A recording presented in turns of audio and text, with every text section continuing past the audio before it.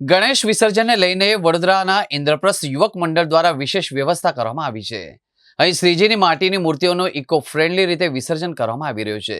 ઇન્દ્રપ્રસ્થ યુવક મંડળ દ્વારા ઇલોરા પાર્ક ઇન્દ્રપ્રસ્થ સંકુલ ખાતે જર્મનીથી આયાત કરેલા કૃત્રિમ કુંડ તૈયાર કરવામાં આવ્યું છે. ઉલ્લેખનીય છે કે વડોદરામાં સમસ્ત ગુજરાતમાં સૌથી મોટું આયોજન કરવામાં આવતું હોય છે. ઇન્દ્રપ્રસ્થની વાત કરીએ તો અહીં 1900 જેટલી શ્રીજીની પ્રતિમાઓનું વિસર્જન કરવામાં આવ્યું છે. રાત્રિ સુધીમાં 3200 જેટલી મૂર્તિઓ વિસર્જિત કરવામાં આવશે.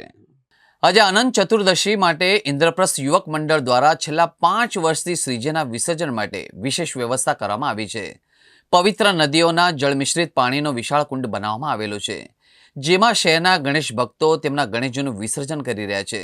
શ્રીજીના વિસર્જન પહેલાંની પૂજા અને આરતી અને પૂજા કર્યા બાદ શ્રીજીને ભાવભરી વિદાય આપીને મૂર્તિને કૃત્રિમ કુંડમાં વિસર્જન કરવામાં આવી રહ્યું છે.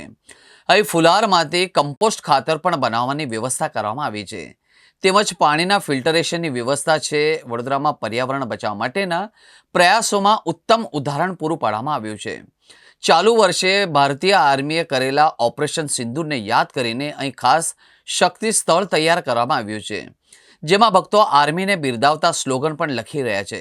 ભક્તિસભર વાતાવરણ વચ્ચે દાદાને ભાવભરી વિદાય આપી રહ્યા છે અને કહી રહ્યા છે, આગલા વર્ષે જલ્દીથી પધારજો.